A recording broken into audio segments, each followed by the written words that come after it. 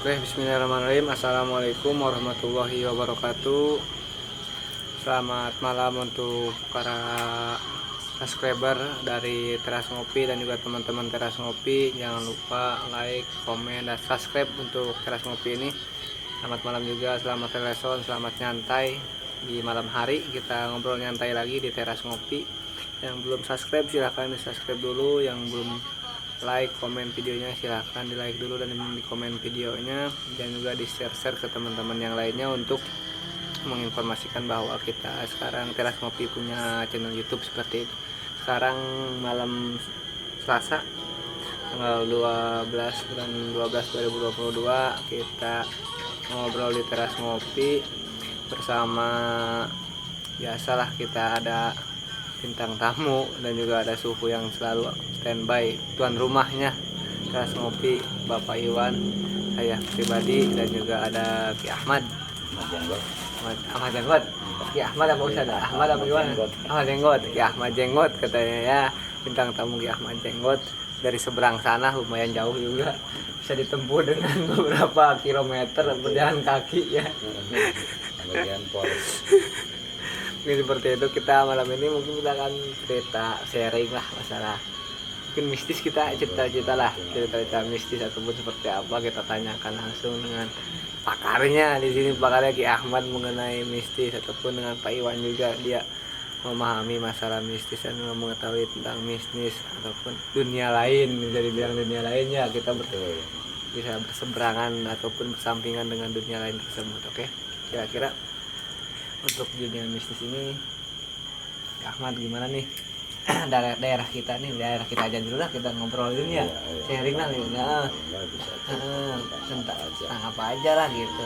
Nah tapi saya pengen tahu, saya kan baru juga di sini nih, di lingkungan ini belum lama juga, baru beberapa tahun. Mungkin pengen tahu buat mistisnya daerah sini seperti apa sih, lingkungan sini ya, sebagai pengetahuan aja lah gitu kan, supaya memahami lingkungan seperti apa dan juga bisa saling menghargai dengan ada dengan dunia lain tersebut ya, sopan santun ya, seperti itu. Mungkin bisa diceritakan sedikit tentang lingkungan ini, Pak Ahmad, silahkan.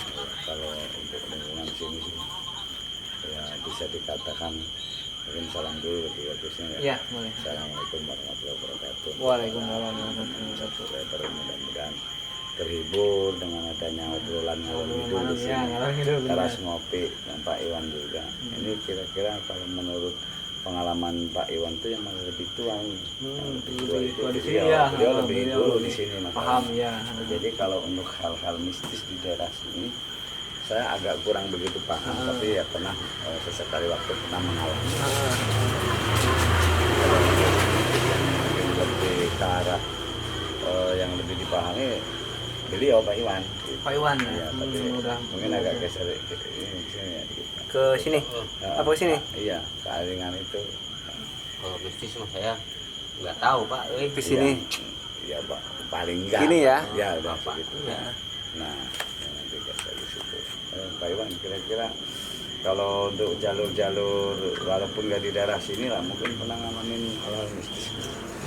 Jadi cerita. Pak Iwan sih kemarin banyak banget cerita di daerah ini, dan juga beliau itu ternyata seorang pakar. Nah, ya pakar.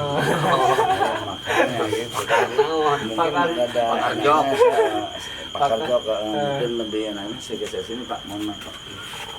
Bukan kemana aja, nanti kaki malik gitu nah. Pak itu Pakar jok, itu nama dari pakar nana. pakar sekali dari segala pakar, soalnya dia itu menguasai soalnya, iya apa aja ya. Setannya itu. Benar. Sebagaimana masuk ambil motor dengan Tahu nih dia Maya tuh kopi sambil ngobrol enak.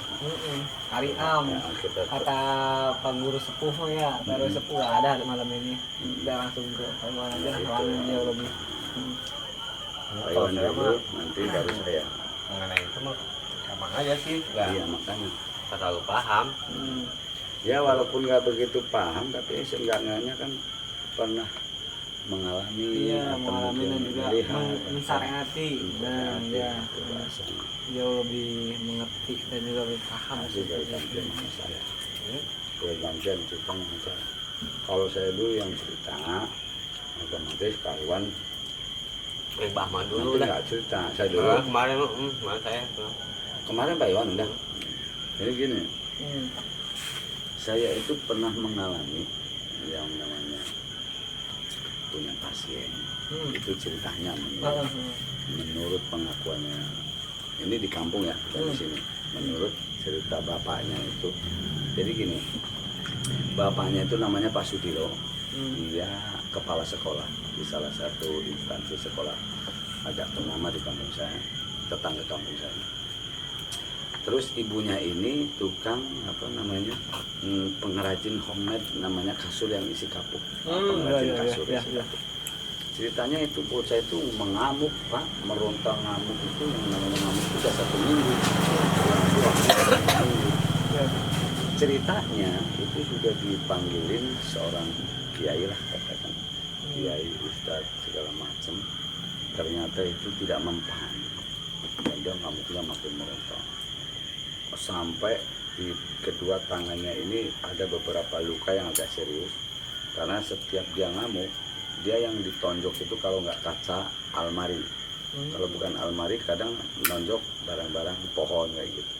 Sampai kepalanya aja dijedot-jedotin ke tembok juga. Saking bingungnya itu bapaknya, mana saudaranya mau nyalon lurah, ramai. Kan akhirnya simpang siur beritanya, kan ada yang positif ada yang negatif, tapi banyak yang negatifnya.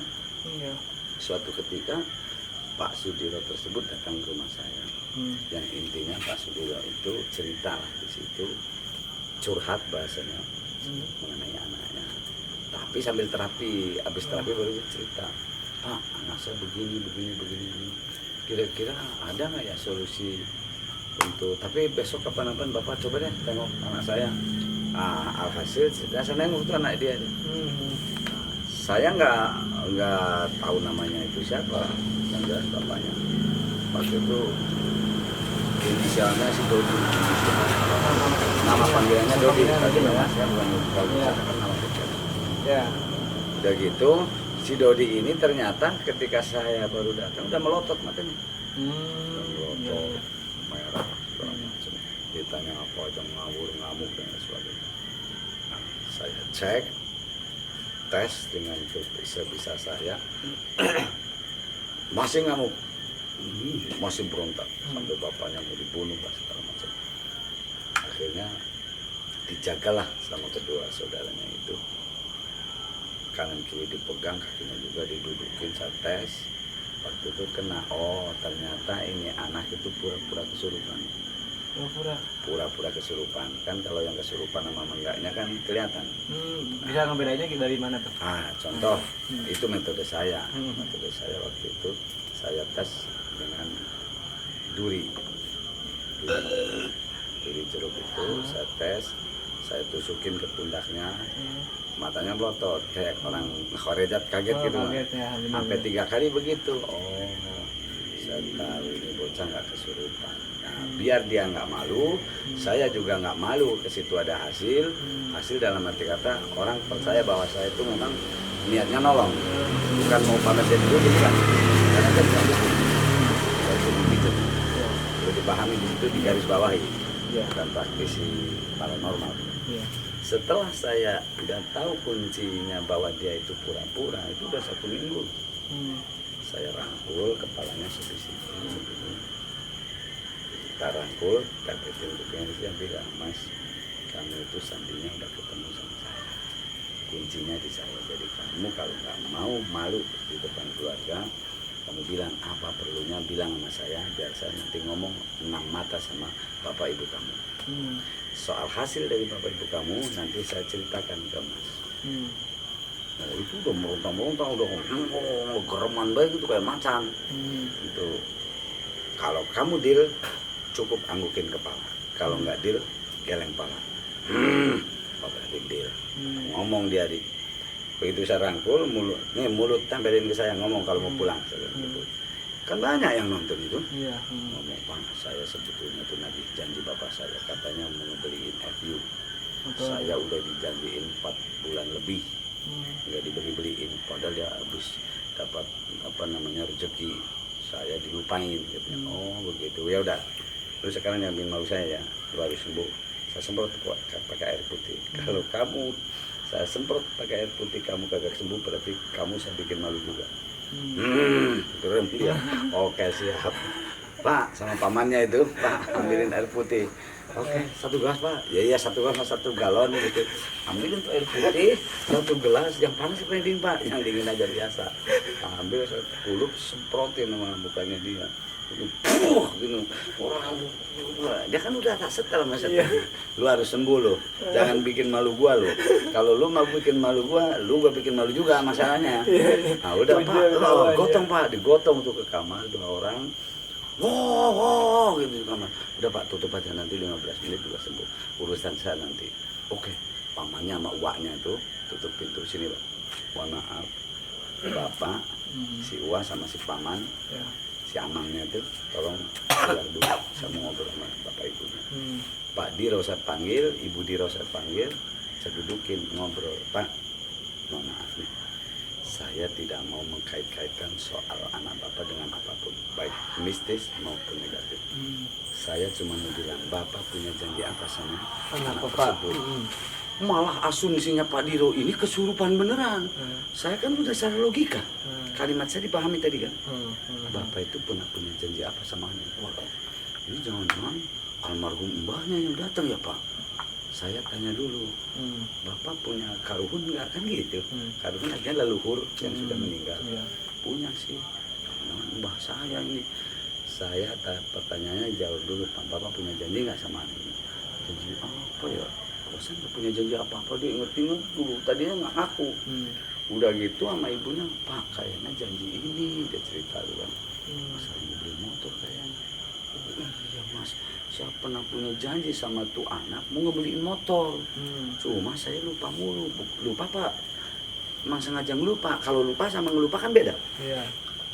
Kayaknya lupa saya Pak. Ya udah, sekarang gini, Bapak kira-kira bisa nggak nepatin janji Bapak dalam kurun waktu bulan-bulan ini, kira-kira estimasinya berapa hari? Waduh, kalau saya janji lapangnya setengah bulan lah kurang lebih. Oke, deal ya. Kalau deal singkat ceritanya saya nanti sampaikan ketika anak muda itu udah sadar. Tapi bapak saya suruh tetap ke tempat leluhur bapak yang udah dimakan. Saya suruh begitu itu bukan masalah dengan mbahnya itu enggak. Tujuan saya Bapak Diro dan istrinya itu supaya ke sana ngebersihin makam mbahnya itu, di sana ngaji. Baca surat Yasin sebisanya, Qul 300 segala macam, Yasin tahlil lah intinya. Sanggup nggak Bapak? Besok hari Kamis. Oke, saya sempetin waktunya. Saya besok minta cuti nggak? Oke, kalau deal Bapak besok ke makam hari Kamis, bersih-bersih sambil bawa sapu, bawa pancong gitu. Sampul kecil. Nanti udah di situ ngaji. Saya itu baru nanti urusan anak bapak insya Allah nggak kumat lagi. Saya kan nggak menghariskan dengan mistis. Oke. Kalau itu memang bagus saya berangkat. Siap Bu, siap. Ibunya siap. Nah itu saya ke kamar. Boleh Pak, saya izin nengok anak bapak. Kayaknya udah diem nih. Oh boleh silakan. Nah, sebelum saya masuk saya dicegat sama pamannya, sini Pak. Ini anak udah 4 ustadz, kagak sembuh. Bahkan salah satu 4 ustadz tadi itu ada kiai sepuhnya. Kenapa mama bapak yang muda malah jodoh ya katanya. Wah itu saya nggak tahu urusan itu, saya bilang gitu. Udah yang penting saya nemuin anaknya dulu. Nanti dia udah tidur apa pun udah tidur, saya berarti pulang gitu. Oke, itu uaknya yang dekat saya. Orang tuanya rembung lagi berunding sama istrinya. Saya masuk, minta tepuk kakinya tuh. Bro bangun. Saya bilang, oh ya Pak, saya belum tidur. Capek Pak, saya seminggu begitu mulu saya nunjukin almari, nunjukin pohon, nunjukin kartu, sampai begini nih gua. Terus sampai matanya kan sampai kayak kurang tidur ya. Saya itu 1 minggu Pak, kagak makan, kagak apa, cuma minum doang. Mana lebih ustadz ini cuma dibanjorin air mulu sampai pilek saya. Terus gimana? Untung bapak membanjorin saya pakai air begitu, yang kemarin airnya beda katanya. Emang mau ada yang bau tarasi, ada yang pakai air cabe, ada yang pakai air kedongdong, wah macam-macam katanya. Ini bapak mending cuma bau mulut doang katanya. Jadi orang air putih disemprot doang gitu. Saya nggak bawa, saya nggak pakai alat saya. Nah sekarang gini bro, saya mau cerita. Bapak lu tuh teh tunggu setengah bulan ente bakal dibeliin. Oh mantap Pak, dirangkulnya saya. Makasih makasih. Wah Bapak hebat katanya. Tapi saya tunggu ya, kalau setengah bulan itu tidak lain tanggung jawab Bapak. Siap, saya tanggung jawab di depan saya.